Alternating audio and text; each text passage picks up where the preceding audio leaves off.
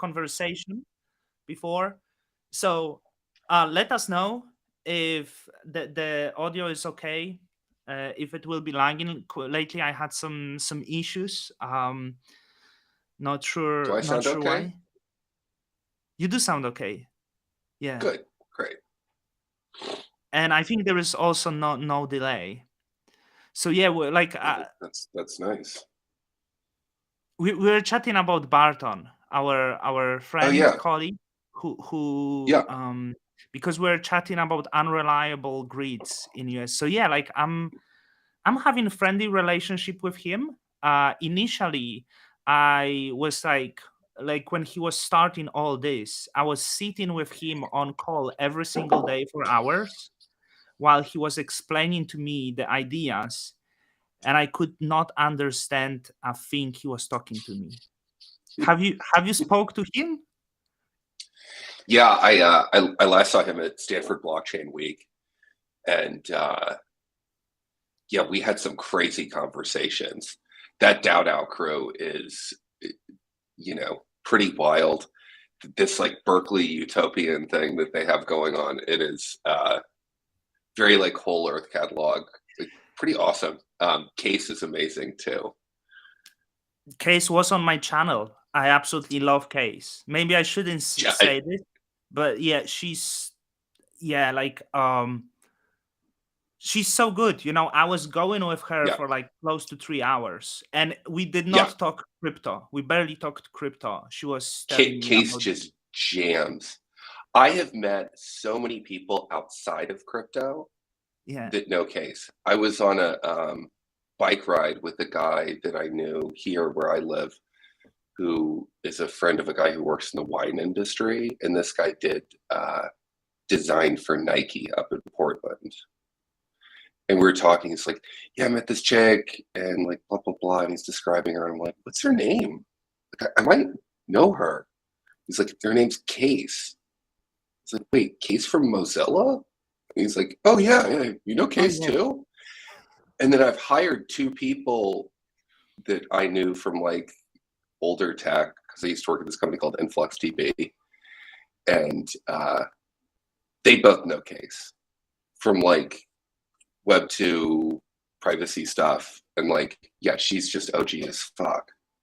The best thing that now we talk about Case, and I'm quite confident that audience doesn't know who we talk about, because like the Case is the person that everyone knows in Cosmos, but she's so low key. Like she barely, I feel she doesn't touch any drama. She doesn't touch discussions, but No, she's like just the um yeah. That's we are sharing her Twitter as of now. So I met her actually through the Barton, because when it was yeah, so initially when he was telling me this idea about plurigrid, and he is building, I think they will be using Cosmos and they want to use IBC, to run the grid simulations on blockchain.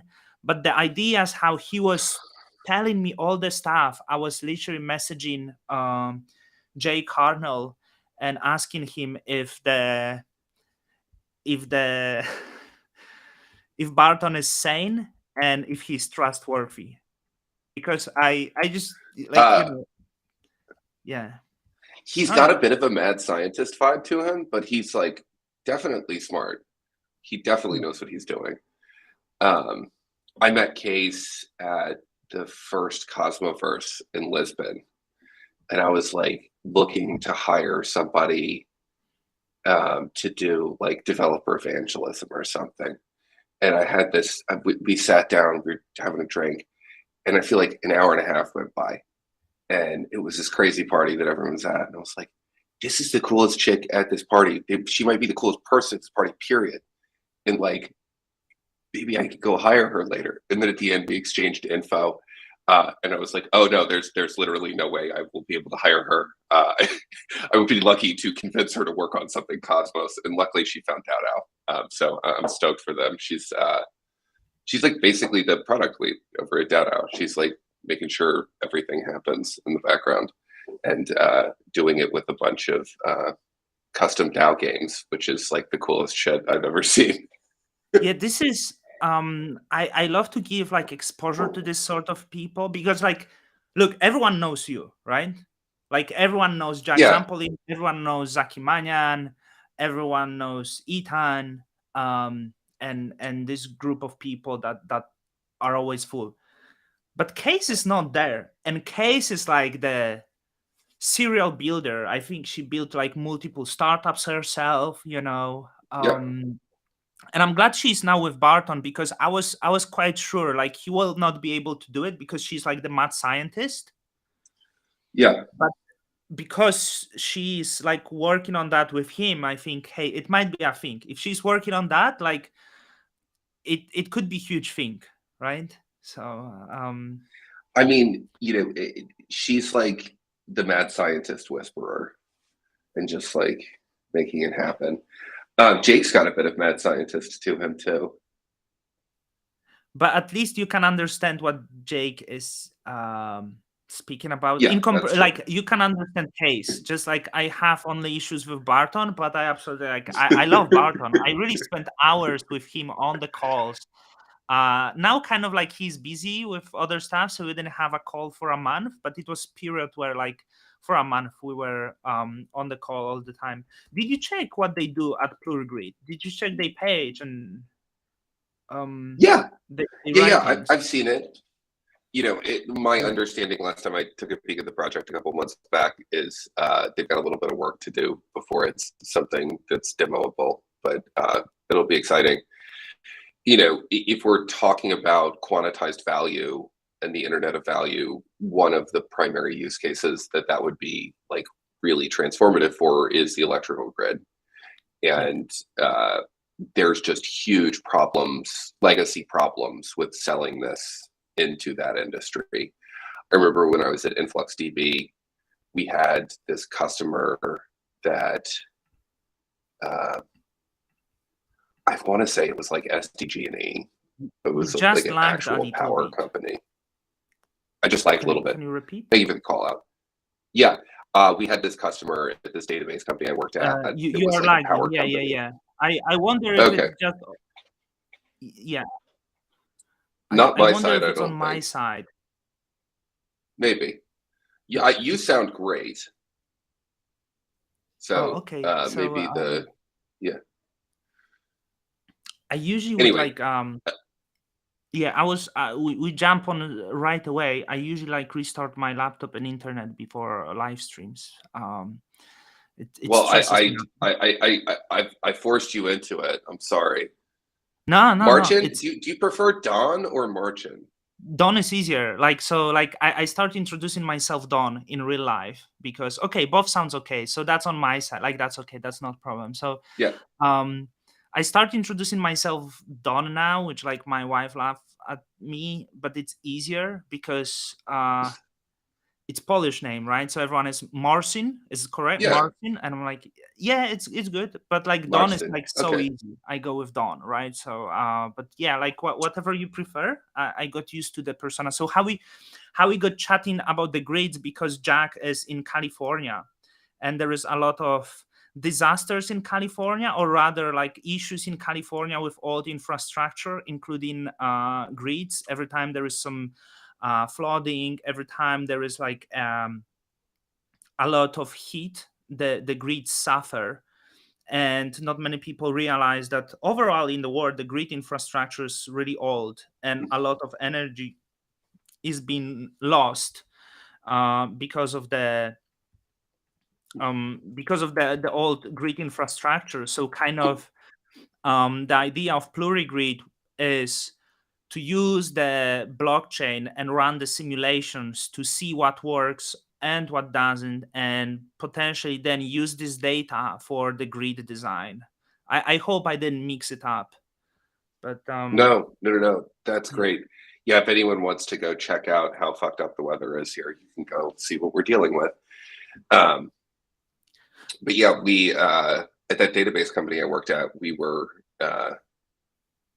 working with a power company, and I remember talking to their engineers about the different technology that they were using, and we made this time series database. So it was like for IoT applications and like financial applications, really fast. And there were like the trading firms, like Jump Trading. We worked with Jump Trading, and Jump Trading, all the engineers were fucking great, and they used the best technology in the world. And then we worked with some other banks, and their tech was like old and kind of shitty. And the power company was like the worst technology I had ever seen, ever. Yeah. And it was like, it felt like banging rocks together. And I remember the engineers there talking to them, and it's like, there's no way we're going to sell them on this. We got to get them like up a couple of generations before they can even understand what we're selling. So, yeah, Plurigrid's amazing. It's going to be real hard to sell those people on changing things, sadly. Yeah, Ryan, it's real. Also, I think aviation industry rely on like really old softwares, like from 70s and stuff like this, because horribly fucked up. So yeah, there are. You are not from California, right? You are from Canada. No, I'm not. No, I'm not actually. Weirdly enough, I'm from Richmond, Virginia. I'm from the other side of the country. It's just south of Washington, D.C. And when did you move to California? I moved here in 2015. Right. It was because of work? Yeah, so I was I'll just give you a brief Jack history since you might not know it. In college, I was an accounting major, and I wanted to go work on Wall Street.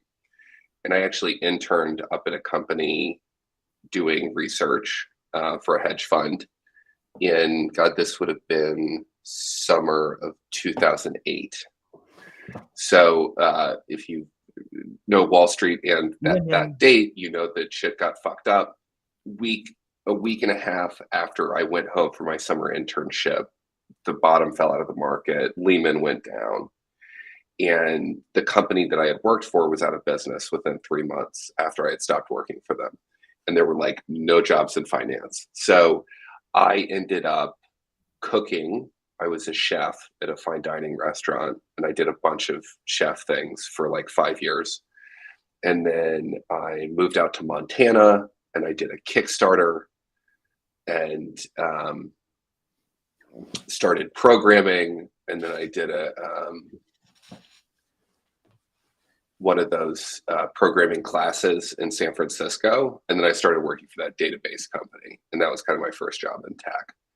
And that was a database written in Go, built on top of a consensus algorithm that looked a lot like a blockchain. And that was kind of my first exposure to a lot of the underlying tech behind blockchains. Back when I was a chef, I had started buying Bitcoin, and I was like into it. And like that was a big part of the reason why I started programming. So in 2017, what kind of restaurant? It was a fine dining Southern restaurant. And if you actually want to see the restaurant I worked at longest, I did learn that these days that you are actually a chef, but I know that a lot of audience doesn't know. And I was shocked, right? Yeah. Because I want to learn how, like, how does the but before that, what's the best food you can make? What's the dish you could make, the best one, like that's yeah, I love to make, like, if I'm like trying to impress somebody, I like to make shrimp and grits. Sorry? People love shrimp and grits. Shrimp and grits. Okay. Yeah. Shout out shrimp and grits. But I do a lot of like fine dining French food. I can cook very well. But yeah, it was like Southern food is very French influenced. Mm-hmm. And I can cook really good Southern food. Biscuits, gravies, all sorts of roasts, any kind of stuff like that. Pretty decent baker. I mean, I cook a lot still. I do want to stop the audience. Great. I'm actually good cook. Like many people, like I'm cooking at home. Like, I imagine you cook at home. I all the also have time. wife, Yeah, and I'm the person who cook at home. Like my wife can't cook, me so too. I Well, my wife and I both cook. We both really love food, so we cook together a lot. But I probably do more of the cooking. Funny enough, when I was a chef, I used to live with a Polish guy, um, and we used to make pierogies together and fry them up in pork fat.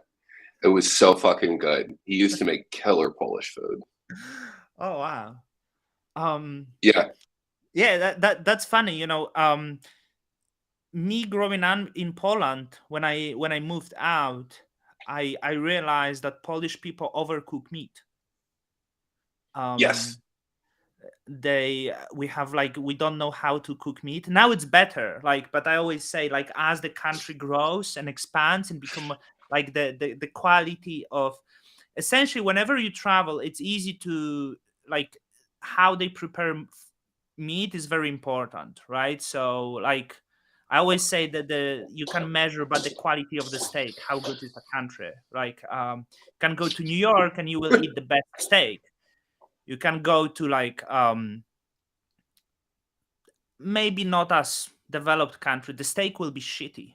Like it will be chewy. It's Yeah. always like this. I don't think I've been to a country that doesn't have the high development and had good steak. Never.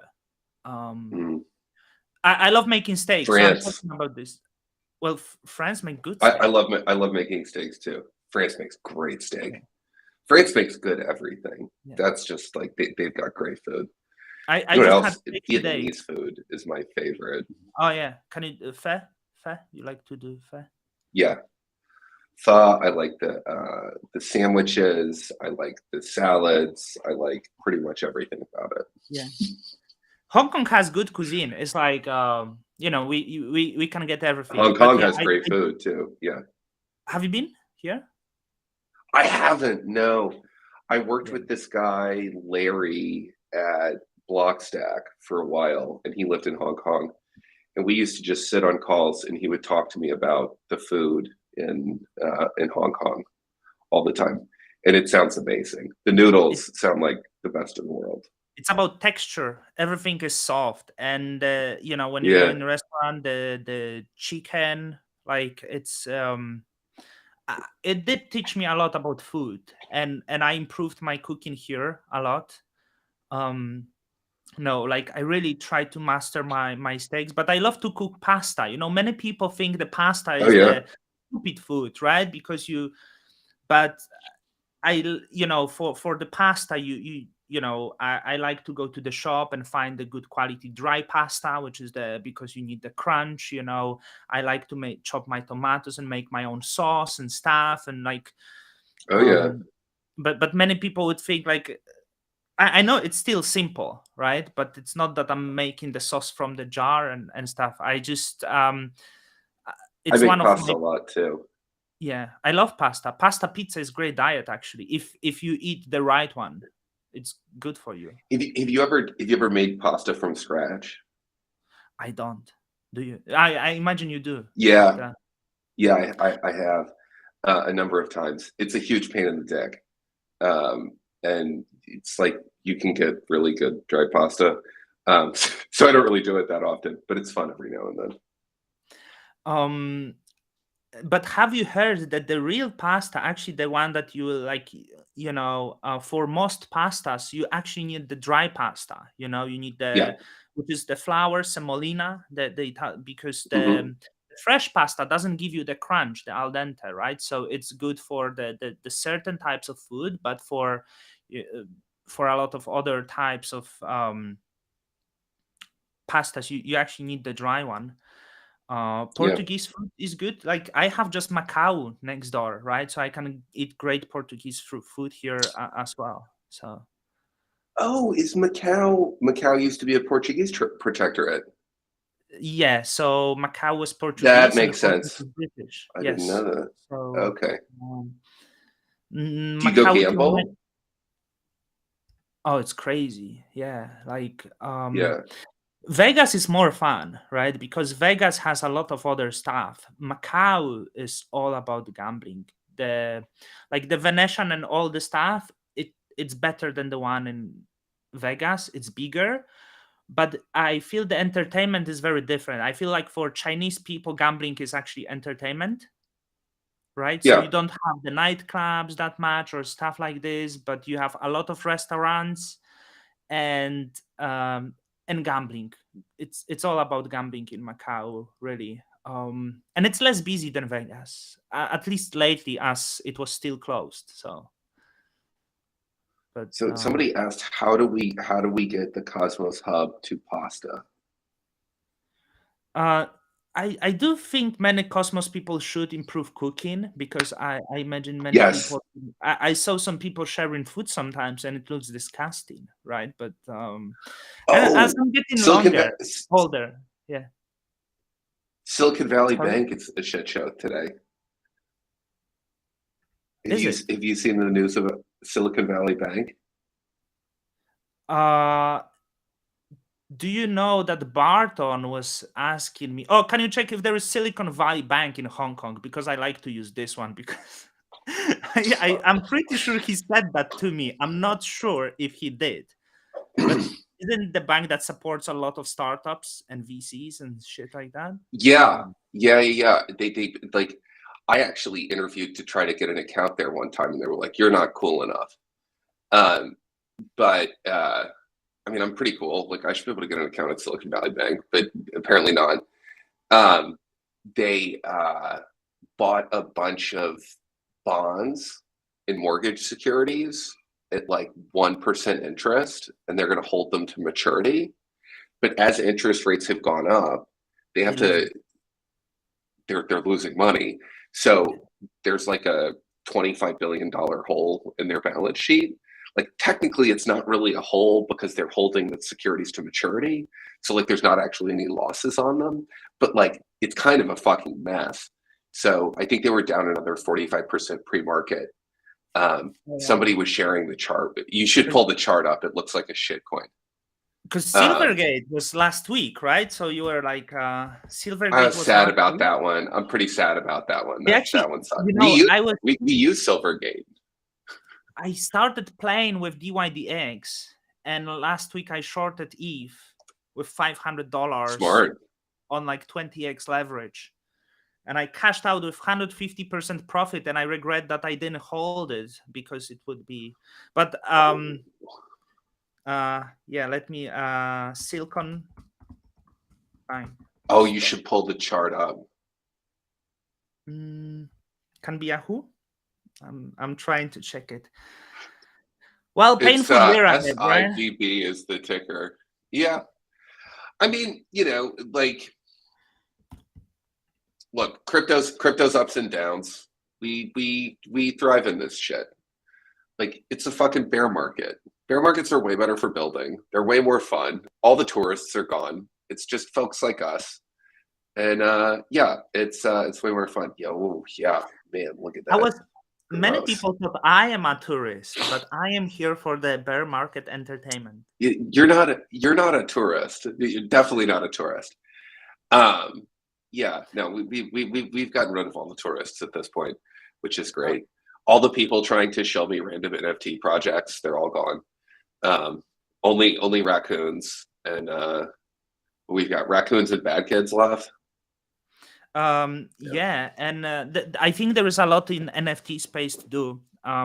We'll chat about this, but just wanted to, about Justin Sun from Tron. He's moving to Hong Kong. Suddenly, Hong Kong wants to be the crypto hub. So it's always kind of been a crypto hub. Larry still lives there. He does Bitcoin stuff. He's like an original Bitcoin developer. Kind of banned, but it doesn't really work like this. I think now they want to compete with Singapore, so they will be very aggressive. And it's crazy. Like, week ago, we had to wear masks outside still. And as the other countries are like, we're doing this slowly. Singapore actually removed it a year ago, but they still have to do in public transport. And Hong Kong was suddenly like, okay, you don't have that. You need to wear now anywhere, which is like. It's the weirdest thing they ever did. Like, in US or in Europe, it's like already 2 years ago. Like, no, but like Hong Kong was like super strict. It was very strange. And suddenly they remove anything. They said they want to become crypto hub. They launched the bonds on blockchain or something like this. Very very weird strategy, but Yeah, made me excited. But like, so how the guy like you that was chef that went to yeah, Montana, uh, like, which is the most random thing to go and do something, I believe. yeah. Like, and then you did just some go course, and you are probably like the main Cosmos person that everyone recognizes. Like, I did a Go how course, and then I went to work at I went to work at a database company with some of the best database engineers in the world for like 2.5 years, and like that's where I really learned most of the stuff that I know. could, because it makes you like, many people have like head start, but it makes you the like, you did it all, and you become also like very influential on the hub, right? It's Hmm. I do think everyone respects you, and you not only work in the hub, but you work in the ecosystem. You help Yeah, a lot of other projects. So, like, how yeah, did you start it in the how did you get in the Cosmos, and what was the first things you were doing here? yeah. So like going back to the influx data thing, when I started there, it was my first job in tech, and they threw me on a customer support role. They had hired a few people into this customer support team. There really wasn't any customers to support at that point, and they were basically hiring, people with a little bit of talent, and Mhm. like there was a bunch of customer support adjacent stuff to do. And I had had some previous sales experience, selling knives and auto insurance, and I loved the tech. I got to know it pretty well very quickly, and then started showing up on sales calls. And then they called me a sales engineer for a while. And I would just hang out in chat rooms with people who worked at like IBM and Cisco and Comcast and all of these huge companies that needed time series databases, and like answer their questions. And did like when I started there, it was just an open source company. And during the first few months I was there, we started selling products. And like I was the guy who sold millions of dollars worth of databases to huge companies. So after doing that for like a year, I was like, I don't really want to be a sales guy for my career. I like this development thing, but I also don't want to be a full-time engineer. So I'm going to go do developer evangelism. And I started that, and wrote a bunch of code to integrate this database and like monitoring thing with like 10, 15 different deployment platforms that were used by all these big companies. And that was where I learned this thing called Kubernetes, which is this sort of like really modern deployment platform. And I started like doing a lot of Kubernetes stuff. And yeah, so like, doing a bunch of that on the side. And then like fast forward, it's early 2017. My roommate just started working at this company called Blockstack. Cryptocurrency's popping again. And I'm like, fuck these time series databases. I want to go work in crypto. So I went and joined Blockstack as the ninth employee. And there I was a developer evangelist, and they had this like JavaScript developer platform that I was helping people learn. And it was really funny because going from InfluxDB, which was full of people who had worked at Apple and Google and all these huge tech companies, and it was like they had the best process for building software.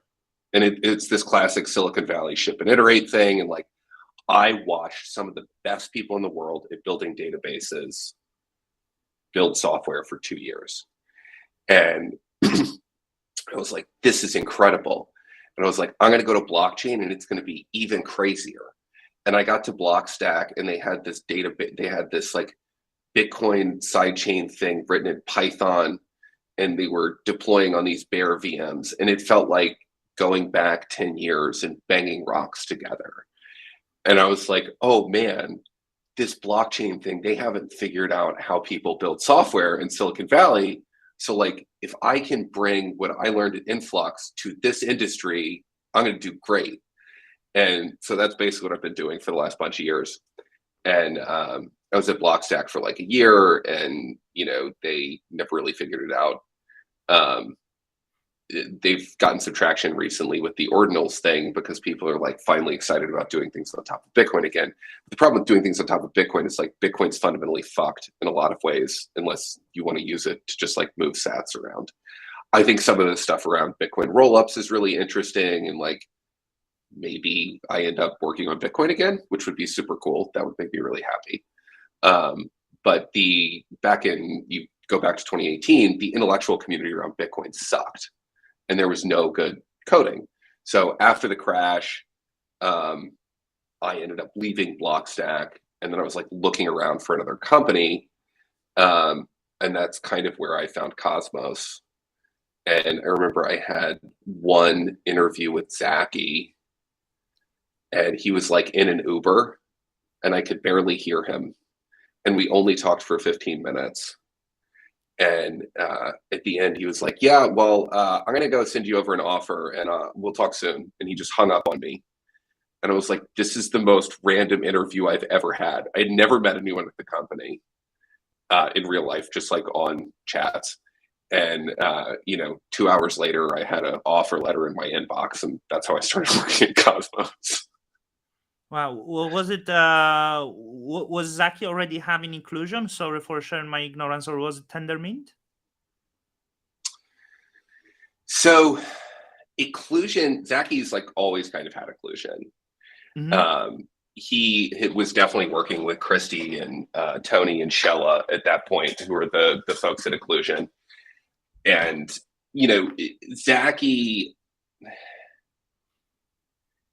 Zaki's background is really interesting because Zaki used to build medical devices with his dad's company, and that was how he got into cryptography, because you need to encrypt some of the data coming out of these like heart monitors or whatever it is. And then he just fell deep down the cryptography rabbit hole. And when the early proof of stake community was forming, like Zaki was right in the middle of it. And the role that he ended up playing was kind of cross-pollinating ideas from different groups of people with each other and helping like really shape this proof of stake thing. So that's kind of like a startup advisor role. And Cosmos was his home base, but he was working with everyone substantially. He knew all the Ethereum proof of stake researchers. He knew all of the internet computer thing. ICP? Insane Clown Posse, ICP.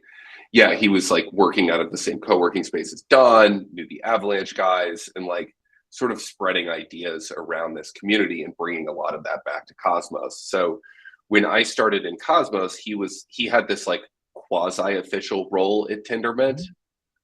I think he was like the head of research or something. But yeah, he not really like, yeah, that was kind of always weird. But yeah, and then so I started at Cosmos as a developer evangelist, trying to figure out how to sell this software. And I pretty quickly realized, I was like, well, like there's nothing to really evangelize right now because it's a bunch of unfinished pieces of tech. So what they really need is somebody to like manage shipping real products. So I just started writing roadmaps and leading engineering meetings, and then they started calling me the product manager. And that's basically what I've done since I've been in Cosmos. Yeah, I always like joke that it's horrible to be Zaki, like, and Yes, because but you're because not of you're his not wrong on father, that. like, but I mean, like, Yeah, because of his father, like, to to overdo my father in my life, I don't have to do a lot. But if you look the biography of Zaki father, I mean, you're never gonna impress this guy. I'm sorry, but he's an incredible guy. And hey, good morning.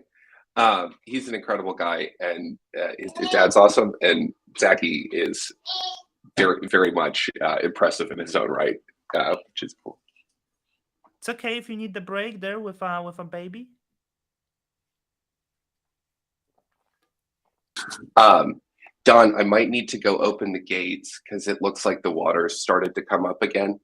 Can you Okay, give me 5 minutes and of I'll be course. right back? Maybe we can Yeah. like play some Top Gun theme or something. I don't know.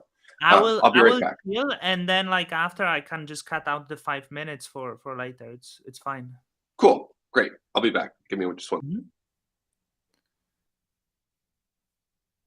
There we go. Now I can chat to you guys. I can have a little break. You can go for a pee break right now, all of you. So I can show you Zaki Manyan father. Manyan. I hope the uh I hope Zaki will not be really angry. Let's find it.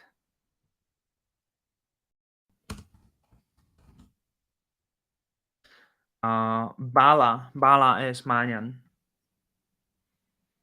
Yeah, we were chatting um about Jack. It's flooding in California. So that's the Zaki father, Indian born Silicon Valley entrepreneur. So like when I always chat to people, I say like Zaki's, you're not gonna impress the father. Like um it was like really inspiring story. Like so to break it down, like we can all read all, but like you can easily Google the name and read yourself. But here is the story of the Indian man who lost the eye at the age of 3 and become the innovator later in the area of the optics, right? So barcode laser scanner for supermarkets, scanner based stereo mapping instruments, uh, consulted on computer vision in companies like Ford, IBM, Corning, Kodak. I well, I said about the optics. Yeah, yeah, he made the company Digital Optics and then sold in 84 for 7.5 million to the Matrix Corporation. So yeah, like really sick, inspiring story. I didn't know that before interview with Zaki. Um, so Zaki has like really inspiring father. Yeah, it's crazy story. Hey, hey, Roman. Yeah, I'm Polish. I'm just not gonna swear on live here. I'm a little bit worried because it's late. It's like 10:45 p.m. And I have tons of questions, and we barely even like started. So I need to go with the questions. If you have the questions, I can. My father was construction worker, so I can. You see it to, like that's what I said. Not nothing against my father. Um, I love my father, but my father was not necessarily someone who achieved a lot. If what is understood as like achievements, right? So when in 90s he would drive every Sunday in the like old car was 95 to Germany for construction works, and then he would come back on Friday and brought a lot of chocolates and Haribos and shit like this. He was going for a year, then stayed in Poland. But yeah, like he's been construction worker. He's now about to get retired soon. So like I was always quite different than my father. I didn't really have this type of interest. Yeah, that was like my father grew up in like countryside, so simple family. Hey Chris, I'm alone now because the guest is it weird thing. I got the peak viewership right now. while the guest left.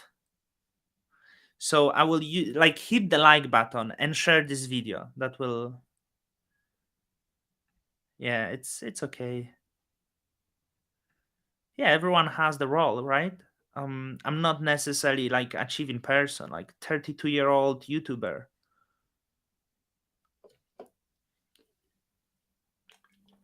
But I'm curious. I enjoy talking to the people, right? We need to get some many people are saying need hard questions with Jack, but I don't know, like we both like cooking and stuff. The thing is, if that would be different time, I could probably keep going with him for a very long time.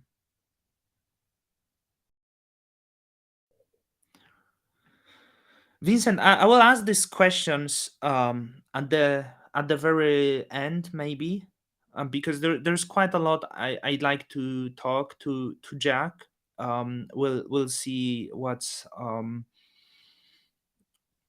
can I do. I know many people ask, and I will try to maybe sometimes address something, but I do hope you guys understand. I actually do think construction might be very important in the future.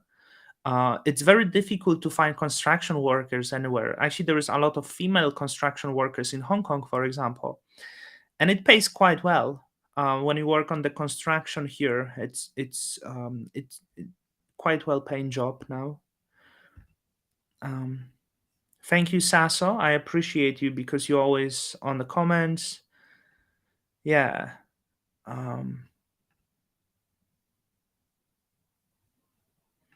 Hello, Raul. I was a little tired of recording the short form videos, so I might do more interviews soon. Actually, before this interview, I was watching Sito with Jack, trying to catch up a little bit. What was recently.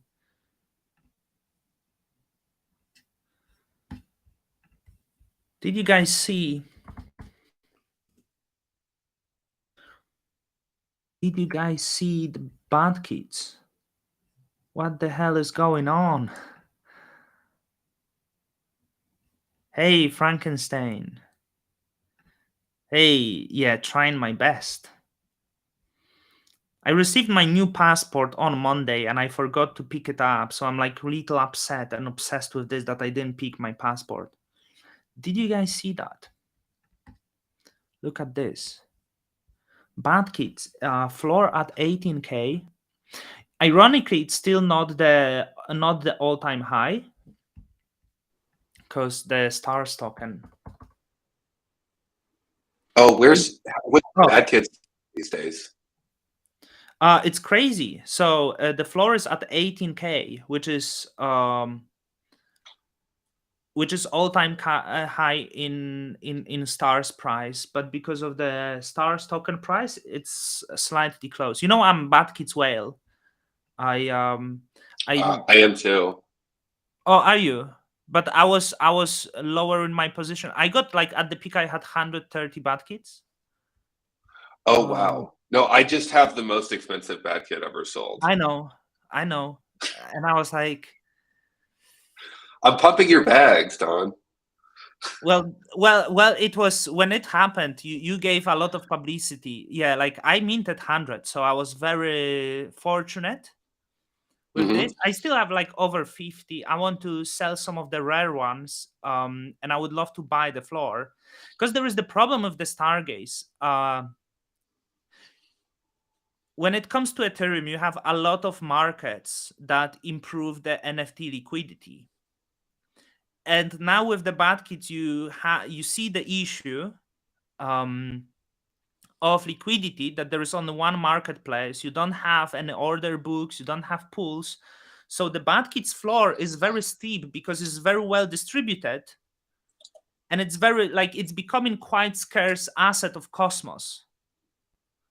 Right? It's over 3,000 unique holders for 10,000 tokens. There is nowhere people actually can use to play with the liquidity. Soon. Yes, yes, you know that. And I was upset because I would like to buy some floor bath kits. I don't really have the ones I don't like, because I do, I'll be open. My majority of my portfolio, which is maybe not huge, it's actually Ethereum NFTs. So Oh, cool. yeah, I use Ethereum more most now, which is like weird because Do you use Sam? I was checking Sommelier, because I know you launch, and I recommended to my friend because he wanted some yield, and I was like, dude, some pays like 14% APY on stable coins. And Real yield I USD. wanted, Get at it. 15% and it's real today. yield, and I wanted to address this because this is very important for Cosmos. So I don't I own agree. any Sommelier, but there is certain issue that Cosmos projects have with diversifying portfolio and using DeFi strategies, and we absolutely suck with this in Cosmos. Do you know And Quasar? Quasar, yeah, I heard of this, but I don't really know that much about We're, it. we're, we're bringing vaults to Cosmos. It's an app chain for vaults in Cosmos. So a lot Wow, more of these so strategies coming, I should Cosmos also specific. interview. I should also interview them. By the way, Valentine is our awesome. first interaction? And you might be surprised. I don't know if you remember. Uh-huh. First ever. So, 2021 Yeah. March. Before summer, you did the interview with someone named Sheldon Evans. Vaguely. Yeah, I remember the Sheldon thing. It was for his Patreon. Too bad he didn't share it because he had like really huge community. He has like 700,000 subscribers. Mm-hmm. It was me who connected you. That's right. It was. I remember that. That's funny. I wasn't Cosmos YouTuber then. I was just, and I No. lied. I went to your DMs and I was just I'm friend of Sheldon. And I was Cosmonaut, but he wasn't into Cosmos. And I really wanted him to start covering Cosmos. So I slide in your DMs and I said, "Hey, I work for Sheldon Evans. Wonder if you would be." I remember that. That was nice Yeah, of you to yeah, set that up. Thank you. I didn't remember that was you. yeah. Can I And so that was, can I respond to one of the questions in the chat? yeah, where? Mm, Swiss staking GV, do you run all of your validators on Kubernetes? And just drop them this link. mhm. GV, yes, we used to not, but we've recently migrated to do all of it. We run all of the Cosmos nodes through this operator, and we've also got a Horcrux operator that's closed source, and we have a private cluster for the Horcrux nodes that is completely offline and only exposes the Horcrux API. And then we've got the public nodes in a separate cluster. Yeah, so Okay, that's how that I works. will address Somalia now. I wanted to do it later, but if Yeah, you mentioned, there is the issue of management of community pool, community funds, and treasuries in Cosmos. Essentially, so I give you example of Juno. yes, Juno had a massive treasury, and it had like at some point it was hundreds of millions of dollars, right? And recently, I was a that little was bit tired. scary. Yeah, I was a little bit tired with Cosmos, okay, and I started exploring different places. I was reading about Phantom writings of Andre Cronje, and the story how they raised the money, and they in 2020 they were nearly broke. They had like $3 million in assets, and Andre and the Phantom Foundation like start actually managing the funds, having like really low cash burnout. I think they were like on 600K a year. I don't know much. It wasn't probably perfect ecosystem, but they were using a lot of DeFi strategies, and they grew up massive treasury. As of now, they have over $100 million in stables. yep, So what I'm trying to say here, something like Sommelier, Juno, Stargaze, all of the teams that hold the assets in the one yep, token, Sommelier is perfect for them because it doesn't really require so much of the attention team. Just its main utility. Like if Stargaze has this massive pool, let's try to diversify a little bit and try to use sommelier strategies to earn the real yield. And with that, it's difficult time now, but within few years, if you can survive because of using the strategies and diversifying and earning real yield, you can really become sustainable company. So that's like it.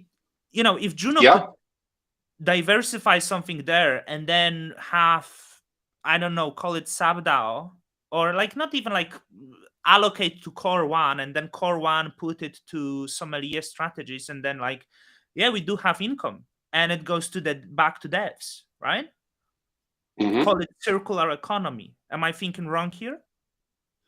I think that's a great idea. I mean, no, it's like there have been practical. Marco and Zach and I almost put up a proposal on the hub to diversify the hub treasury, and one of the things that we wanted to buy was UST, which would have ended in tears. So yeah, I mean, this is like clearly the way things need to go. I think that just like casts a light on the fact that the governance tooling that we have in the space right now is rudimentary.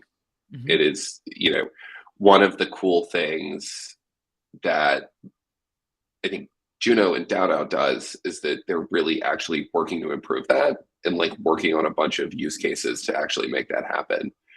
Don, you're 35 too? You are 35. 36. I turned 36. Oh, you're 36. I'm 32. Yeah, I'm 32. Yeah. 32. Okay, cool. Yeah, it's bro, are you being serious right now? Throw community pool in a Ponzi until they lose their ass? No. Put it in some stables, like some decent stables that are going to be around. Like, this is classic treasury management and something that we need to bring to DAOs. Yeah, I think that that's one of the things that I'm most excited about in this space is the work that DAO is doing. And Juno, look, I know you've been a critic of Juno for a while. It's driven me crazy too. But there's a huge community around it, both of developers and users, and they haven't gone away during the bear market, and the development team has continued to ship. That is a project with legs, and the fact that they're actually building tooling to help solve decentralized governance pain points and quickly iterating on that, like that's bullish in my mind. Like, I really like Juno. Yeah. I think Juno is insane. I think now Juno is better. Like Juno with this market cap of 60 million and with like such a shattered reputation, now is fun because now is now you can do whatever. You can't do wrong, right? You can experiment. Everyone, like whatever who is there, Reese, Jake, you can just play with it. I do want to address this, but you said UST. Did you in the Cosmos, or you are not Osmosis? I actually have like a lot of doubts about Osmosis. We made massive mistake because they were voices before about the urgent need of bringing Ethereum stables to Cosmos. One of the people who were, I think, quite vocal was Scott Lewis. Like he was quite against Terra. He was actually very against Terra, and he was saying how detrimental it will be in too. And everyone I was building the gravity bridge with teams from Scott Lewis too. Yeah, like go look at the commits. Like I started working on that back in 2020. Yeah, so I was. I'm actually, many people love to praise Osmo and stuff, and I'm like, why we ignoring the dumb shit they did? Complete reliance on the UST of the ecosystem that could literally end us all because it's all connected. Because all the Osmo built the pool with UST, while all the rest ecosystem had pools with Osmo, which is like you creating massive and no need of diversification, right? They went with UST and then there was like no urgency of adding graph USDC, or like Yep. complete ignorance. And uh, yeah, I think still we need actually bridging a lot of Ethereum assets. I guess you agree, right? Like you said, yeah. So Yeah. I mean, I would rather. I'm an IBC maxi, not a Hub maxi. I'm not a Juno maxi. I'm not an Osmo maxi. I'm an IBC maxi, and like that's really what got me into Cosmos and why I've like been ride or die for this ecosystem. This idea that it's not going to be one blockchain, but it's going to be a lot of different blockchains. And the way that we're going to create something coherent about it is allow them to communicate with each other. That's fundamentally how computers scaled. And like it only stands to reason for a lot of architectural reasons that like this is how blockchains are going to scale too. Um, so yeah, bringing assets over from other ecosystems, like yeah, I like that. I wish it was via IBC, and mhm. we're gonna work hard over the next year to make that happen. But yeah, And I feel still even now, like you said, you worked for like Gravity. I'm a yeah, little bit afraid of the heavy reliance on one bridge. I I would love agree to. with you. Yeah, so I was speaking to Jake, like you did Wind. Guys, how about you make another pool with Graph USDC, just in case? Like it's actually very important to build, and Osmosis is still ignoring that, like I mean, so so we're working on Noble to bring yeah. native USDC into IBC. So like that's the sort of longer term solve there. Um yeah, I know. There is That's going to be live here let's do like Noble. Like yeah, like so very soon. I was still like it's great. I was actually surprised, but I want to.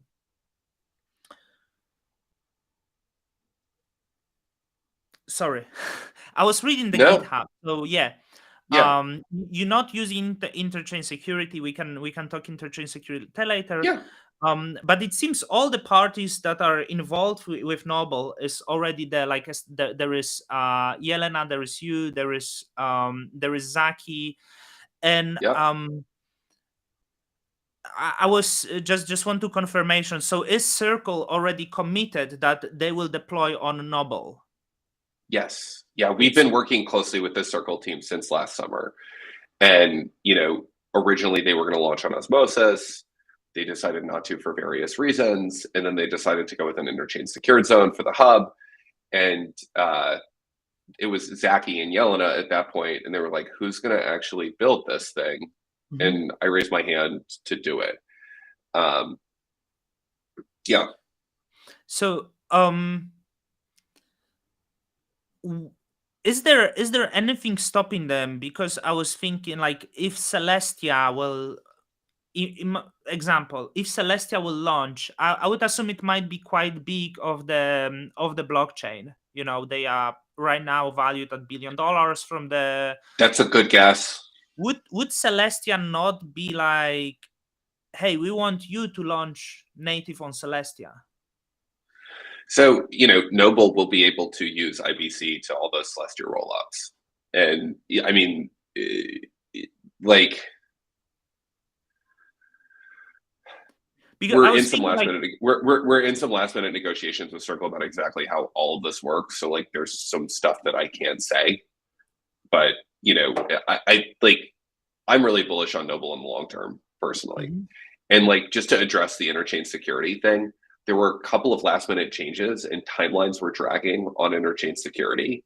And the decision was made to go with a standalone validator set for a little while and then transition to interchain security. This has always been the fallback plan if the Mhm. timing didn't work out, and like the way that it worked out, the timing didn't work out. So the plan for Noble is still to be an interchain secured zone. We're just going to go with a proof of authority validator set with a subset of the hub validators to start, and then we'll Yeah, transition over. yeah. Many people believe that once we have it, the need for the bridges will be done for like Gravity or others. Would you agree with that statement? No, I think that there's always. I think that the only way that Gravity and other bridges are going to be obsolesced is via IBC. IBC Mhm. to all of these destinations, and like, I mean, I think that that's always kind of been the end game for IBC, has been to bridge all the different blockchains. It's obviously like going to take a bit to get to that future, Yeah. but yeah, I think that IBC is the end game there. But yeah, we do need these other assets from these other chains. People want to Yeah. trade them over in Cosmos. People want to make vaults with them.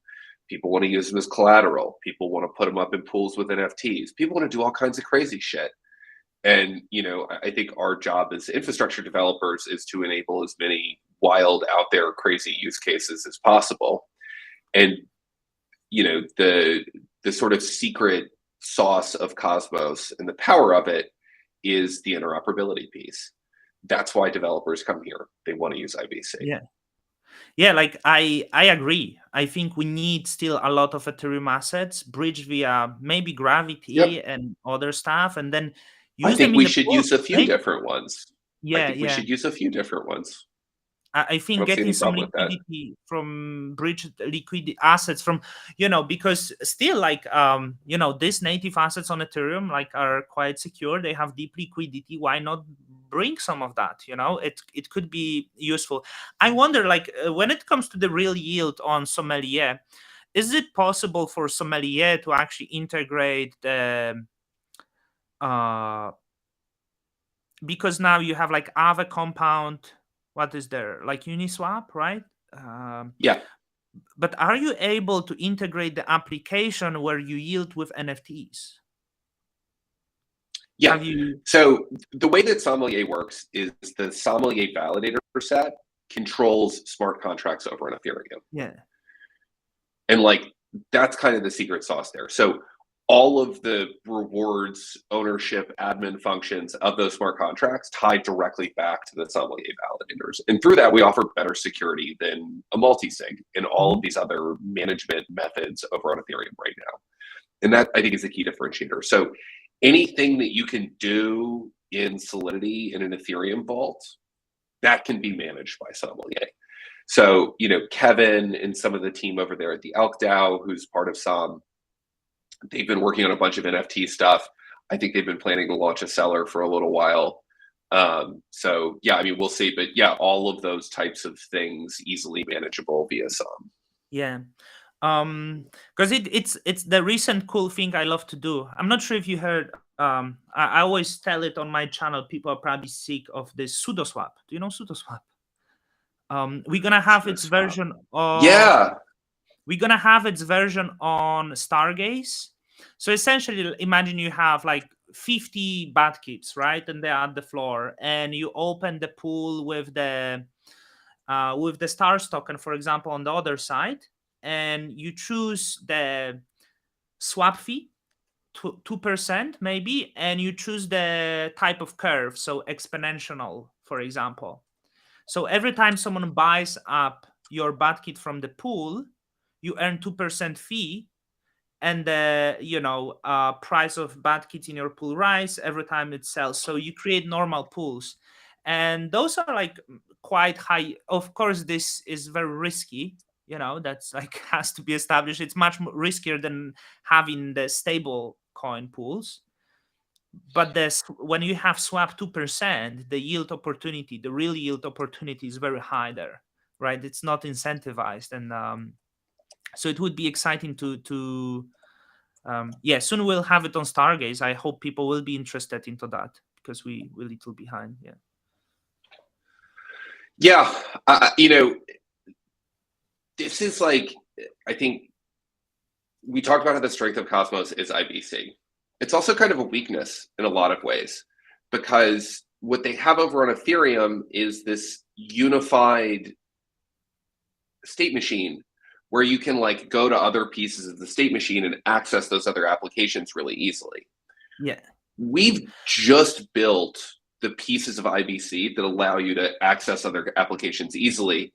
And there's not a lot of automation around that. There's not a lot of dev tooling around that. It's not easy. So over the next few months with Quasar, I just saw a post that said Quasar is going to launch their mainnet on the 23rd. That's really exciting. There's like, we need to build out this tooling around this asynchronous composability stuff before we really see a flourishing of use cases. And like getting these first few online is going to be critical to like proving it out. And then we're going to see a lot more, because to get this first couple online, we've had to build all the dev tooling and all the different pieces that we're missing to get there. So that's really exciting. I did have one point for you, you know, because I feel that Cosmos is great place for developers and not great place for users. Like You're that's right. it's, You're right. you know, for someone like me, there is so much more things to do on Ethereum than in Cosmos. While everyone would say like it's like, and I'm sorry for being bearish, but Cosmos is so much more exciting for developers to build something. Don, I don't think it's being bearish. I think that Cosmos has always had a culture of looking deeply at the things that we're not doing well and actually having real conversations around them. We need to stop saying that this is fun. We need to stop saying that this is a bad thing. You know, I got on Cito a couple weeks ago and like I was pretty honest about where we are. We're at a critical point in Cosmos right now. We have to continue growing, because if we don't, we lose. And like, this is, I think, something that the community needs to really understand, because we are this open community, and really this is a community project. It's the people who come in, keep bringing energy in, and it's this virtuous cycle. And the reason why we're better for developers than we are for users is because we need to build that cycle, that virtuous cycle of new products bring in new people bring in new products, and keep that moving. And now that we've got that moving, we're in a place where we can branch out to users. And I think Juno and Stargaze and Osmosis have done a good job of getting that user flow going. But, you know, in order for this thing to thrive, and I believe IBC should be the largest crypto ecosystem. Like, if we're talking about network effects, like this is a network effects thing. Like, this whole thing is network effects, developer network effects, user network effects. And we want IBC to be the largest network effect in crypto. And in order to do that, we have to keep this thing going. So, you know, we've got DYDX coming, which is going to be multiples of the amount of DeFi traded in Cosmos available via IBC. We're working closely with them to enable that, working on some initial IBC use cases with them. We've got, you know, I think around a dozen exciting app chains like Quasar and Duality and Neutron, and, you know, there's a few more coming out too that are going to sort of help kind of continue growth. But to take that next step, we have to build some core infrastructure pieces and then bring those out to market. IBC expansion to Polkadot, to Near, to Avalanche, to Ethereum 2, to Algorand, to Celestia rollups, to ETH rollups. Like, that's what Strangelove is working on this year. That's critical. Can I ask you about? Yeah, please. Sorry, about DYDX, because that was interesting. Like, I think still many Cosmos people don't understand what is DYDX. They actually think it's they something have like no idea. They think it's something like Osmosis, you know. So I was wondering, like, how is it going to work? Sorry, just 1 second. How is it going to work? Like, what so I still believe that DYDX will have the MetaMask enabled, right? And I still believe the most users will be coming from Ethereum, depositing the USDC Great. from Ethereum. So I wonder, like, do you know how it's gonna work? That, like, when I connect the MetaMask, then if they have their own chain to DYDX, will they be issuing the native USDC, or it doesn't really matter? Like, I wonder how I know how this works in an excruciating amount of detail, because Strangelove is building that flow. So if you scroll down a little bit, Tom has a comment: IBC plus CCTP. So the comments got to the answer before I did. But here's how it's going to work. users are going to go sign one transaction over on Ethereum that says, move my USDC over to DYDX. What's going to happen behind the scenes is it's going to use this protocol that Circle developed called CCTP. And what that allows you to do is burn your Ethereum burn your USDC over on Ethereum. And with that, you get this thing called an attestation that says, hey, I'm this user, I burned this amount of USDC. And then that attestation goes to Circle. Circle validates it. Once Circle validates it, then they give you this signed attestation, which you can take to any CCTP-enabled chain and say, hey, I burned some USDC over on Ethereum. Circle said it's cool if I move it over here. I'm going to move it over here. And then we're going to move that over to Noble. As a part of the transaction where you burn your USDC over on Ethereum, you're also going to say, hey, and I want to move it over to Noble, but I really want to move it to DYDX. And we're going to relay that transaction over to Noble. And then instead of minting you the USDC directly on Noble, we're going to mint it into an IBC packet and send it over to DYDX. So all of that piping in the background means user signs one transaction over on Ethereum and they have Noble USDC over on DYDX. And then the same thing happened when they withdraw to Ethereum, because I imagine the Ethereum users will be like still on Ethereum, and for Cosmos users is easy access to like trusted, like not sure if the right trusted perpetual trading experience, right? Yeah. And like, will it be long? Part of the move to Cosmos is right now they're on a single sequencer over on Algorand, not Algorand, Starkware. The part of the reason they're moving to Cosmos is to decentralize the ownership of the network. So it is going to be its own validator set, and it won't be this sort of like there's one company running the thing anymore. Like it's going to be a decentralized network, and they've got some really cool engineering stuff they've been working around having all of the trades settle in the mempool. So they're going to be matching trades in the mempool, and then the only stuff that goes on chain is just the results of those trades, which is like kind of wild. Will they be able to improve the like deposit time, or not really? Like it doesn't really. Yeah, so the deposit time, part of it's gated by the Ethereum time to finality. Yeah, because when deposit That's from but if you want to deposit from Avalanche also has CCTP. So if you wanted to move your USDC from Avalanche, deposit times are nothing. Yeah, I understand. If you don't mind, like you said the month ago you went on the CETO, and I watched it, and you seemed quite upset. So that's why like I want to talk about those things a little bit. Yeah, sure. Let's talk. And that was the first conversation about Atom 2.0, right? So are you in Rush, by the way? No, I'm not. Right. So I heard you saying, and before I heard some hard saying, I did the chat with him that hey, Atom 2.0 failed.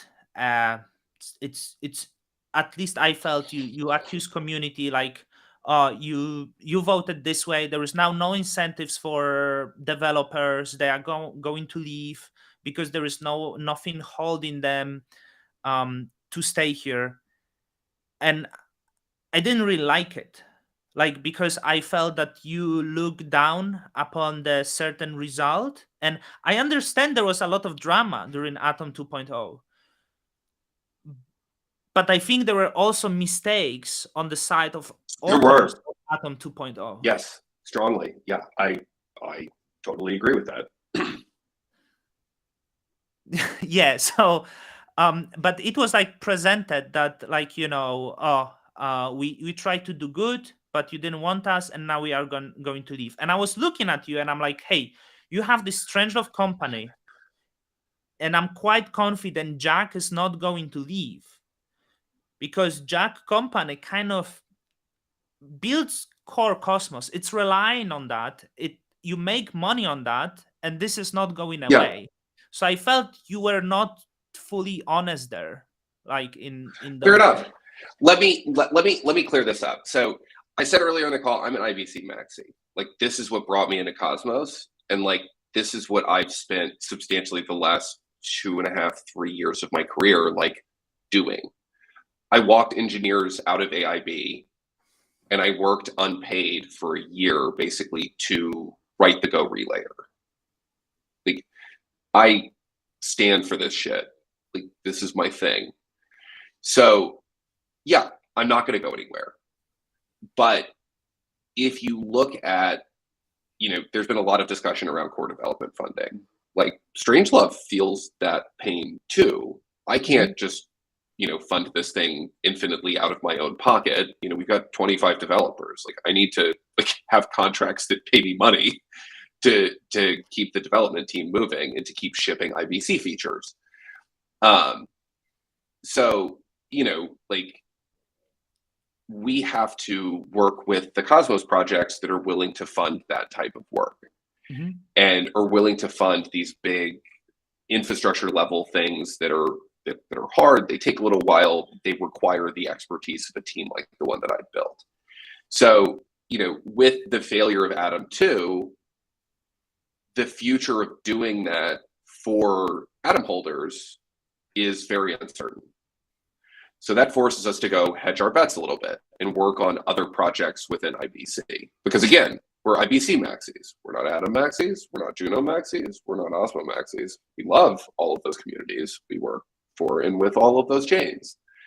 But I think that what a big public failure of a large project like that does is it forces the people who work on it to say, hey, maybe the future isn't 90% of our time is working on Atom. Maybe it's only a third of the time. And, there's some nuance there that I think gets missed in a lot of these pithier discussions. Yeah. My problem with it was like, first of all, I didn't understand a big part of the white paper. So I don't know if the authors of the white paper, I think you also were involved, like were doing the process. Hey, read it loud and let's simplify it. And let's simplify it again. And let's make sure people understand that paper. Like I don't know if this process was done. No, that wasn't done. There were a bunch of sections. Yeah. There were different authors for different sections. Sam Hart was like basically the guy who product managed the Atom 2 white paper. And the allocator and the scheduler, those sections were sort of separate.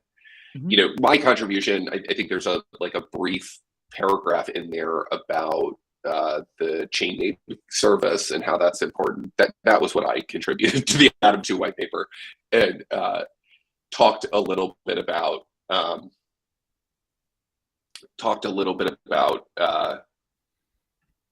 the minting of Atom into the community pool and like how to sort of fund public goods funding is like something that I've worked really hard on over the last couple of years. So those are the two major sections I contributed to. Yeah. There were a lot of mistakes. There were a lot of mistakes made there. And I really wish it had gone differently. I abstained on that proposal. Like I don't matter. I'm barely out there, but like I just. Well, I mean, that's a great point of view. I have no problem with people who abstained. I have no problem with people who voted no. This no with veto because Jaquan says so thing, like that did get under my skin a little bit. But like, yeah, vote no on it if you don't like it. Like I don't have a problem with that. Like also, like the thing went down. Like it didn't get voted in. Like we've talked ad nauseum about as a community about the problems with the Atom 2 proposal. I totally hear that feedback. But like I do understand the reasons for no with veto, because if you have such a strong feeling about prop, the only one way to stop it was actually vetoing this, because they knew if there will be no, it's passing. So it's like, hey, we don't agree with this. It might be dangerous. So and there was some like statements like about interchain security bringing a lot of value to the hub. But back then, people were also like not aware about the issues, because the assumption was we will have a lot of consumer chains, but no one included the facts like, hey, it will be actually expensive. We cannot do like have 100 consumer chains, but everyone assumed that at this stage. So I was like, maybe proposing right Yeah. away change of tokenomics is not the best. Now is bad, Yeah. but I didn't feel like Yeah. Yeah. Yeah, I get that. I have been public about my concerns around validator cost with the current interchain security setup for a while. So like I'm not the one pushing this. There's going to be 100 chains. Like there are people out there doing that. I have not been that person. Like I've always like we made a modification to Horcrux so that you can run a single signing cluster with many different nodes. We've built a lot of automation for infrastructure operators to try to help mitigate some of these issues around cost. It is what it is. But, I think that, like, again, let's get back to this thing. Like, Cosmos, do we want to compete with Ethereum? I have always said yes.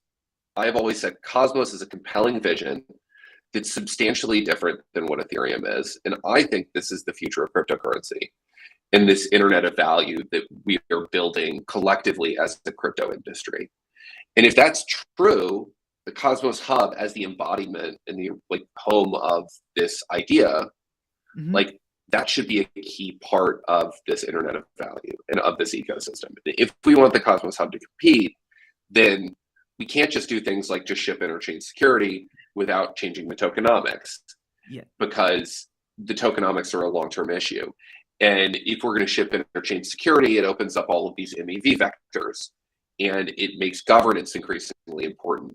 So adding additional and better tooling to do better governance with the allocator and the councils, adding MEV protection with the scheduler, those are key pieces. I still think Atom 2 is a really well thought out idea. I think that we failed in the execution. And honestly, the amount of money that was proposed to be minted into the community pool was 10x what I wanted. Yeah. So, those are the issues I see with Atom 2. Yeah. The core ideas that are, frankly, Sam Hart's ideas, by the way, yes, he added a lot of other authors on that paper, but Sam Hart wrote that thing substantially. He brought together a lot of ideas from a lot of people. I don't blame Sam Hart. I'm crediting Sam Hart. I think Sam is brilliant. I've had my differences with Sam, but Sam is fucking brilliant, and he did a great job with that paper. He seemed so angry after that didn't pass, and I was like, it made me actually upset, because he seemed so disappointed. I was like, well, it's good it didn't pass. Good this guy is out. Like, if take the L, try again. Like, maybe it's he's working at Skip now, and he's going to help work on some of the allocator concepts over there. I mean, understandably, Sam had spent most of the last year of his life working on Atom 2. Right. And he was a huge part of the reason that coalition of people that were involved came together. And when it failed, people were upset. And I know Sam was too. That was a big L. People talk about being bribed to veto. I don't know if people got bribed or I know this previous proposal about Cosmos, and Jake Kwon said he will do airdrop, so I voted no. But I should vote no with veto, because apparently for this one was bigger GNO airdrop, so I failed both ways. But I'm saying this because it only shows you the problem of the governance, that's how it works. But the bribes, it's not such a bad idea. Well, I mean, there's the whole curve convex thing where they just leaned into the bribe idea, and they got bribes in the protocol. Cool. I don't think that you build healthy social systems on top of bribe economies. Is there always a way to try to do that out of band and to influence decisions? Yes. Is that something that we should enshrine in protocols and lean into? I don't think so, personally. There is a DAO on Ethereum called Floor DAO, and this DAO is focused on buying the floors of the certain NFTs to use them um, in the pools to earn yield. And this DAO, when they choose the NFT to vote on, and the DAO members vote, the other people who are not member of the DAO can send the bribes. It's transparent. So you have in Yeah, the certain choice of the vote, you can send the USDC, and if these people might be influenced with this voice, I think something like this wouldn't be that bad, right? So then you, for example, want people vote yes, so you bribe Imperator. You send the Imperator the like Imperators in the Imperator. chat. Yeah, he was there. Like not even, but like you send that $100 to vote yes, right? And then let's say if the Yeah, vote yes has bigger pool, the validators are like, okay, I'm going to vote yes and cash out some of this money, right? So yeah. that would be fairer competition, I think. Regarding ICS, is there any blockchains that committed to using ICS, but you would vote no? Because, for No, example, you don't see them bringing value? not so far. No, I Right. like the chains that we talked about for ICS are fantastic. We've got close relationships with a lot of those teams. Um, you know, because of the IBC work we do, and because Stride was the first use of interchain accounts in production, along with interchain queries and a number of other features, Yeah. like we were heavily involved in supporting their Yeah. go-to-market and launch. We run relayers on Stride. We work closely with that team. I think they're Yeah, I love fantastic. Stride. They're very good. They show me some Yeah, support. I'm in touch with yeah, them. But for example, I have concerns about Comdex, for example. Like I don't know if Comdex can really be successful. So then additional node to receive dust, right? And yeah. like I think shouldn't we like really be very selective, right? So Noble would be great, but I think we should. Yeah, Noble would be great. Yeah, I did.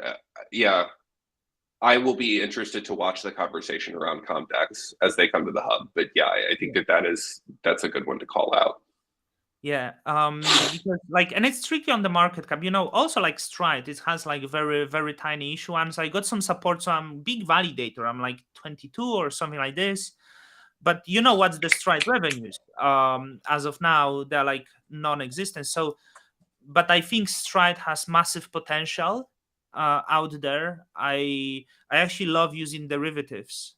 Um, so there's many Hmm. people, oh, don't use derivatives, they are dangerous. Like I absolutely love them, because there is like people will always strive for more efficient market, right? That's Yeah, I think like it's obvious. One of the things that I really like about Stride is there was a lot of like scary looking competition for the staking derivatives space in Cosmos with the Quicksilver team, which is like ex Lido, ex Chorus One folks, like really high quality.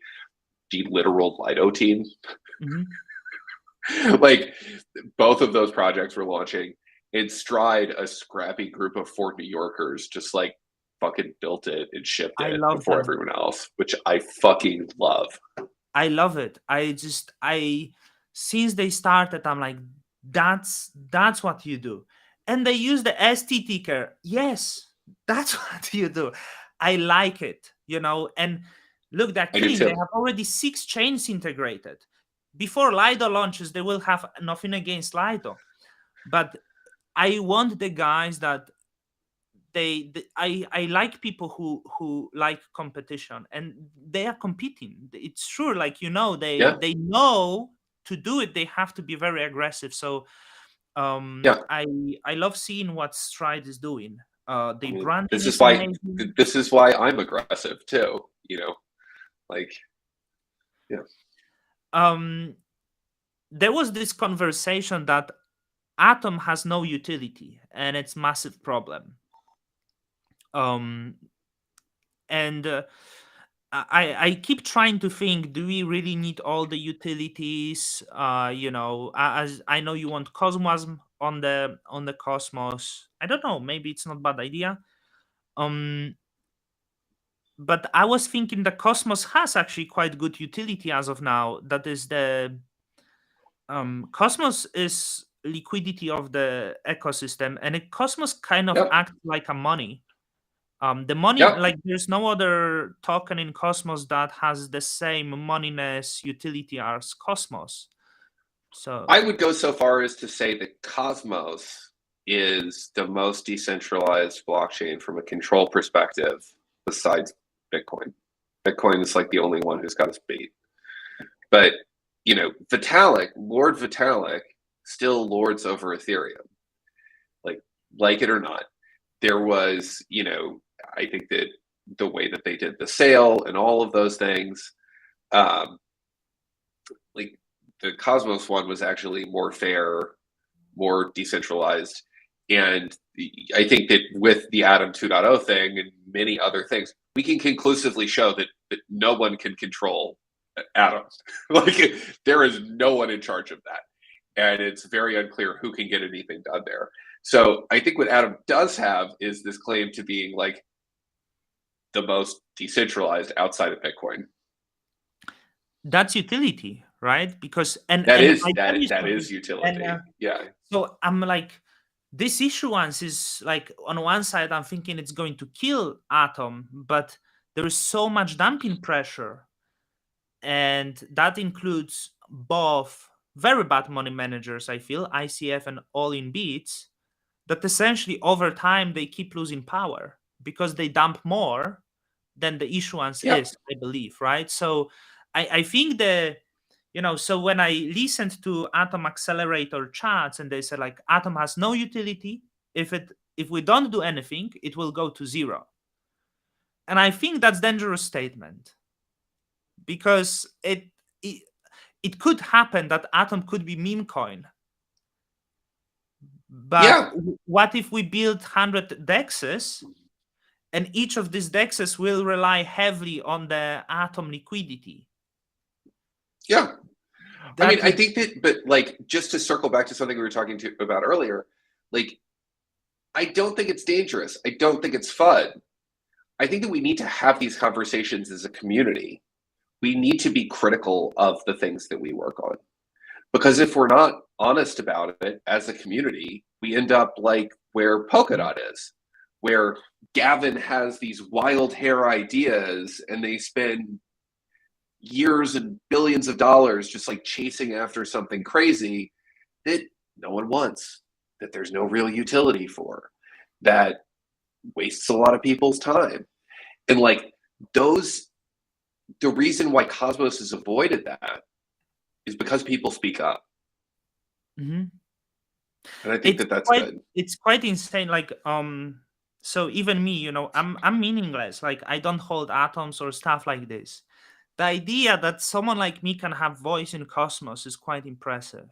Um it would be very difficult to build the position in other ecosystem, right? Like you can build the position Yeah. of being voice of crypto.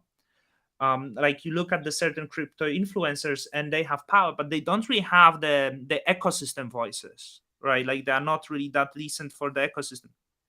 So yeah, but I don't even know if it's good, right? Because We will if this see. government, yeah, so we're gonna see. Like, what do you think needs to be built from this accelerator DAO, which now has a problem because the atoms are going down? I mean, it has a problem because the atoms are going down. It's crypto. Shit goes up and down. It is what it is. This is like the water that we swim in. What do I think needs to be built with the Atom Accelerator DAO? I think that we as the hub have hired a very smart team there who is doing a lot of work and talking to all of the relevant people to figure out what needs to be built. I really like that team. Youssef and Better Future. We've got Bindi on the chat right now. It's a great group of folks.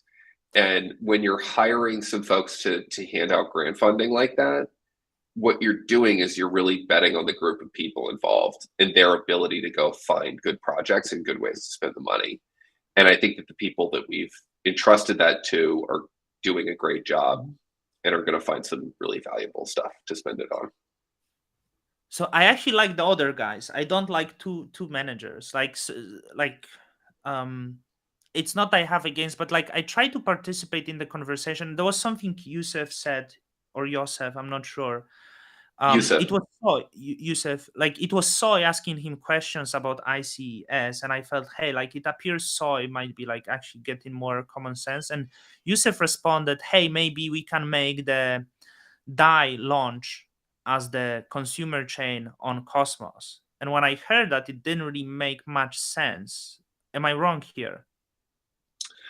Uh, I mean, if it was the actual MakerDAO people and we got them and all of their liquidity connections to make a consumer chain, that would be great. But wouldn't it make more sense to make smart contract on Neutron? I don't know. See, this is where the app chain thesis gets like real sticky. Like, do we want to just launch it as a smart contract? Does it need more sovereignty? Does it want more security? Does it want other things? Like, what we built in crypto, we built smart contracts, which is basically functions as a service. Go ask Amazon to run this like little piece of JavaScript. And we build your own data center, which is like create your own validator set. And if you know anything about like traditional computing, there's so many options in between those two like fairly extreme poles where you're relying entirely on some other system and you're only building your own system. This entire middle design space in crypto is not explored. We don't know what applications or use cases are going to go in there. And we don't even know which of the sort of areas within this design space are going to be most exciting. Mm-hmm. We've got interchain security. We've got Celestia. We've got Eigenlayer. We've got ETH rollups. We've got, there's a ton of things coming to market and there's going to be a lot of experimentation. So could I envision a world in which a DAI consumer chain was incredibly profitable for the hub and drove a ton of growth for the interchain? Yeah, I could. Do I think that the USDC consumer chain is likely a better way to go? Yeah, that's why I've been working on that. Yeah, like that's why I thought like this statement may be but yeah, we'll see what they bring. After that, we had quite some funding requests from the community pool. Not sure if you have the opinion. You run the big company, and I quite imagine the Strangelove has like insane burnout. Because I do think I heard Strangelove pays well. Okay, so we do, yeah. That's like we hire talented, experienced Silicon Valley engineers who have been working in tech for a long time. Those people are not cheap. And engineers in Silicon Valley are expensive, Yeah. Do we have burnout? Do we have burnout? No, we don't, because like I don't like. I'm not the CEO who's sitting cracking the web. I'm the CEO who's like, what are we going to get done this week? And I have hired a lot of people who really want to build this internet of value and this blockchain thing, and who care about it and who have great work ethics. And like, that's our team. We are slow as smooth as fast. So is it fair, like it's not related to you, but is it fair that so many validators didn't question Confio funding, who did not seem to be quite transparent? You said you have 25 people. Confio has similar team size, and I believe only half of them is developers. And it appears this was funding to pay the salaries for whole team, including non-developed. And I had some questions if this is the right way of doing this, because it doesn't seem they have a plan. Yeah, I have felt mixed feelings about that one, as I'm sure you can understand.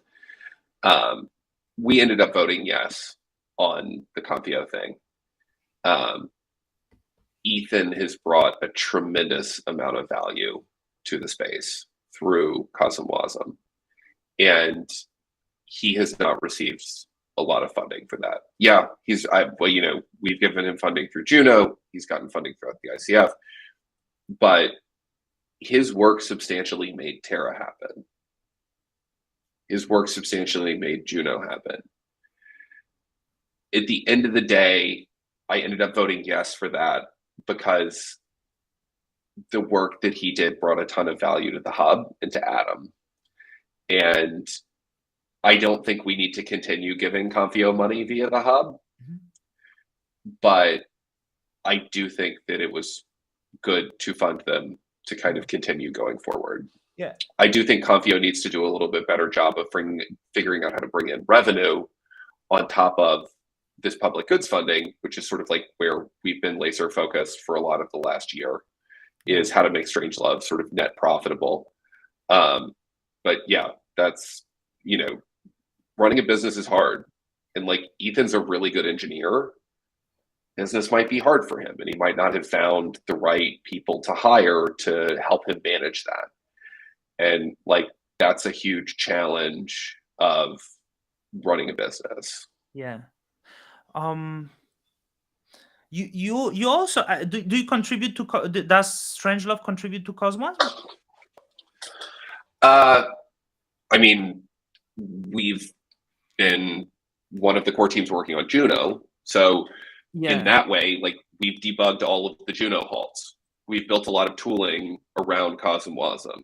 We don't really build a lot of CosmWasm smart contracts, but we have taken CosmWasm and built this WASM IBC client that enables you to use the virtual machine to deploy cryptography in a bunch of different languages to a Cosmos blockchain. So like, do we contribute directly to CosmWasm? Kind of, not really.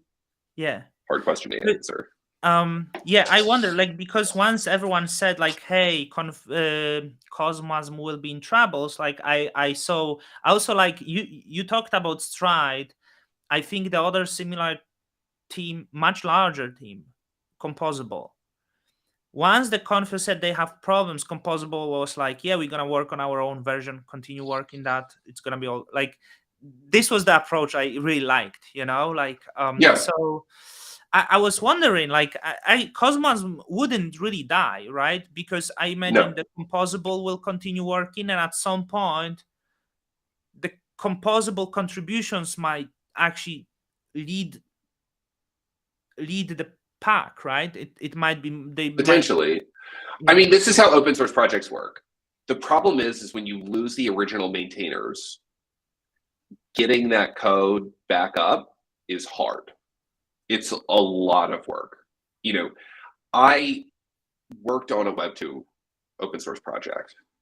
I deeply admire and respect the sort of like open source pioneers that came before us in blockchain. And I've done a lot of work to, push code to Web2 open source projects before I got into blockchain. And I've hired a lot of people who spent decades working in open source in Web2 and Web1. There's a lot of sort of lost knowledge on this open source side of things that we've missed from that era. And, I think that Composable saying that they'd just pick it up and it'd be fine, like, it's easy to say. In practice, that type of stuff takes, will set a project back 6 to 12 months easily with unlimited funding. Even if you have all the money in the world, if Ethan and the Confio team were like, fuck this CosmWasm thing, we're done with it, we're not doing it anymore, it's deprecated. It would take 6 to 12 months to get the project back up to velocity. And, it's just, it's painful when the core team leaves. So, like avoiding that is key. Like that is a huge part of the reason why Strangelove voted yes to fund Confio. Yeah. Okay, that's fair. Juno, I do, because it's nearly midnight here, and I have so many. It's time for. I got 10 minutes. We can do another one of these. Yeah, but yeah, so, I gotta go too.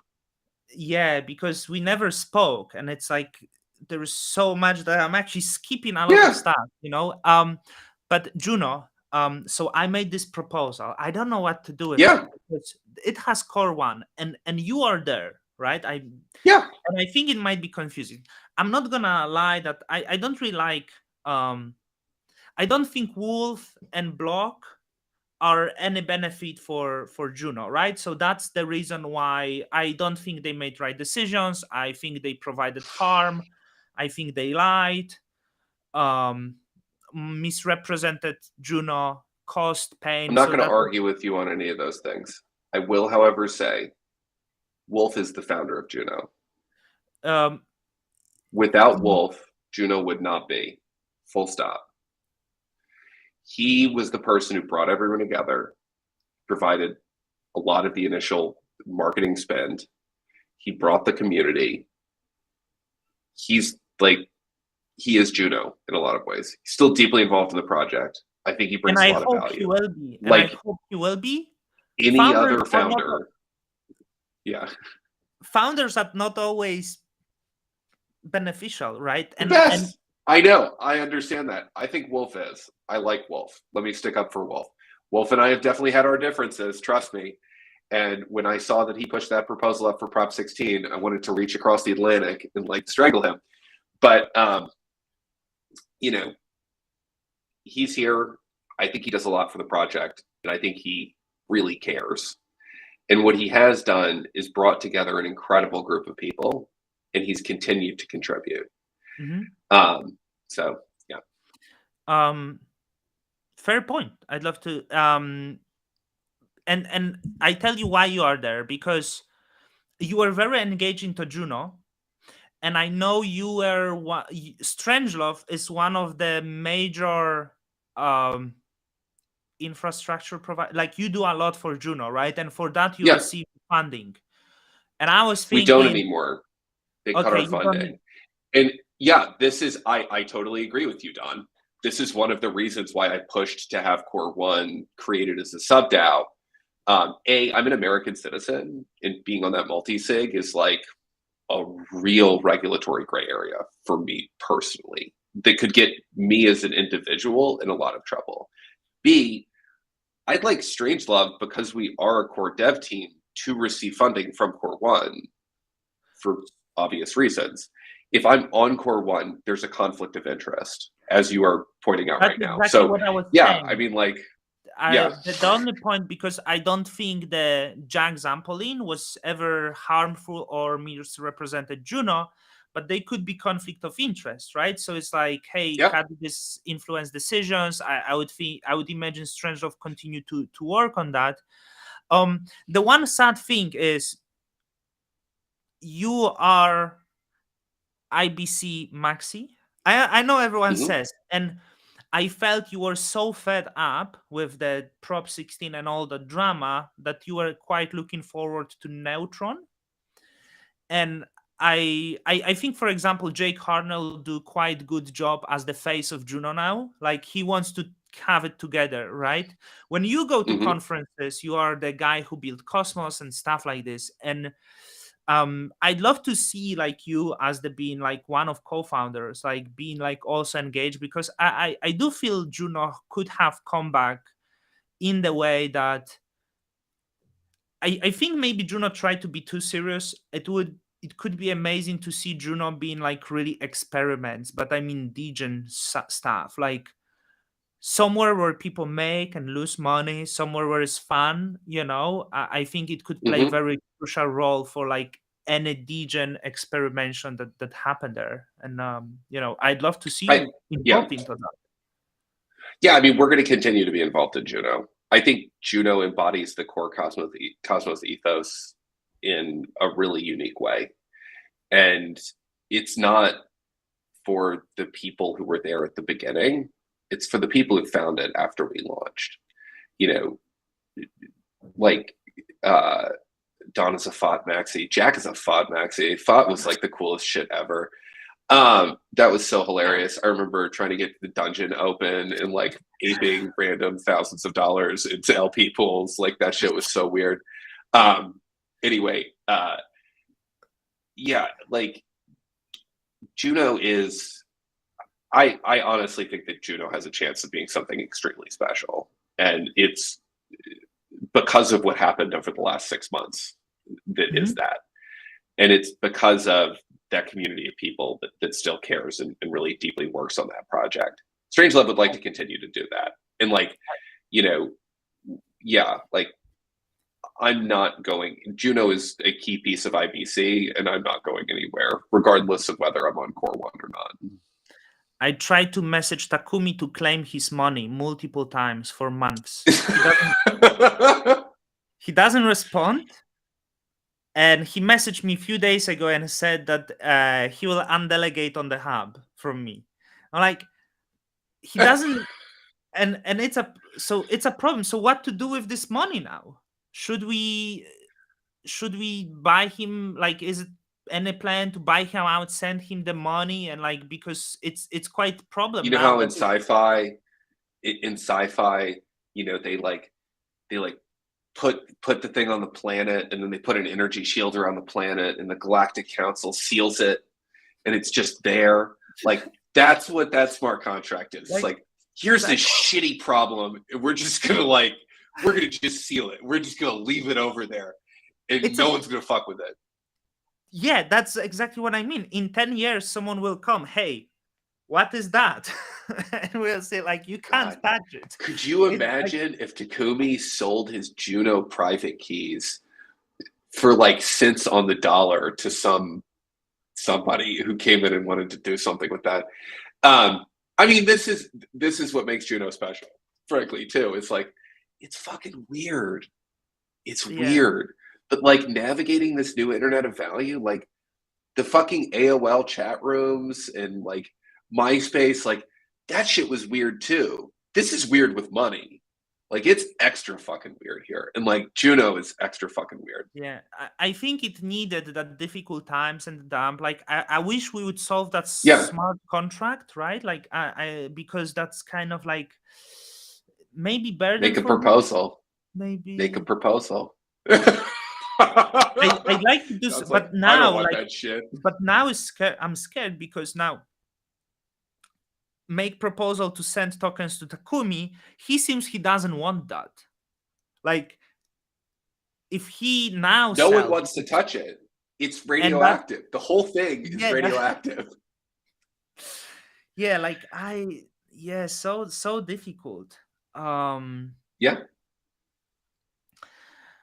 Yeah, so I wonder what we didn't. What do you think? ICF burn out $40 million. Can it be troublesome a little bit? I was checking the Ethereum Foundation. They had burnout in bull market $48 million. I think that, yeah. I mean, look, the ICF spins to keep Cosmos competitive, which is what it should be doing. I think that the ICF is doing a good job at that. You know, look, I have some serious problems with the ICF that have been really challenging. But on the whole, they have kept their bargain with the community. They have continued to fund core development through extremely challenging circumstances. That alone has kept Cosmos competitive. Yeah. I think that what we need to be thinking of as a community is, hey, maybe that's not forever. Maybe we shouldn't rely on just that one thing. We've created all this value. What if we all got together and created another foundation that helped support this core development and help support these public goods? And that's where I'm putting a lot of my energy on. You know, we worked on Cosmos Builders Foundation that ended up becoming the technical advisory board at the ICF. But I still think that we need to create a foundation for Cosmos core development. Confio needs it. Strangelove needs it. Binary Builders needs it. Notional needs it. The core teams need this type of thing, because right now, the position I'm in is, do I go around and try to sell myself as the Cosmos infrastructure builder to Axelar and Osmosis and Juno and, you know, DYDX and keep going down the line? That sucks for me. Mm-hmm. And the people that I rely on and collaborate with, the Confios and Binaries and Regions and all the other people doing the public goods work, that makes me compete with them. And it makes them weaker. That sucks for everyone. That's a tragedy of the commons. What we need is a single place where core development entities can go to get money for funding this thing. And it should get funding from all of the chains that rely on the software. This is how the Linux Foundation works. This is how the Apache Foundation works. This is how the EFF works. Like, this is the way it should be. And I'm going to keep working towards that. So someone asking if you will request also from community pool. No, right now we get a lot of funding from the ICF. And we have products that we sell. We've got customers. You know, is there a world in which we will make a community pool request for something specific? Yes. There is, you know, I was recent, like I use a lot of Ethereum. Last question, promise. How does just real quick? Chaotic Rage asks a question. How does competition weaken the ecosystem? You're kidding me, right? Competition between core development teams for funding public goods infrastructure weakens core development. Competition amongst app chains building applications to bring in end users strengthens the ecosystem. Those are two very different things. If you're building roads, if you have to compete for road building, it's an economies of scale thing. You know, the person who can build the most roads ends up winning, and then there's one person sitting at top. We don't want one team owning core development. That is a failure. We have something truly unbelievable, an open source project that's actually decentralized, that actually has 20 or 30 different teams contributing to this code. That's special. That's real decentralization. That's something that helps us resist governments. We're not the EFF. We're not Avalanche Labs. We're not Solana. So competition in that area is corrosive. It will result in a winner-takes-all model where we end up with one core dev company. That we don't want. Anyway. Could we ever compete with like Ethereum apps, because it's still they're ahead of the innovation. Like Uniswap is ahead of Osmosis. Uniswap has like $1 billion in TVL. All of those trendy applications appeal there first, and we still don't have it. Like, will it? Do you think it will change? Is there? Yes, I do, Don. I think that there's a lot more money outside of crypto than there is inside of it, and we need to continue to accelerate growth. Let's do this again in a month. Do you want to do that? Yeah. Okay. Enjoy the rest of your day. Thank you very much. It was huge pleasure. Huge pleasure. This is a pleasure for me as well. You're a wonderful interviewer, and I see why you've got the amount of traction you have on your channel. Can't wait to come back. We'll see you soon. Thank you. Bye-bye. Enjoy your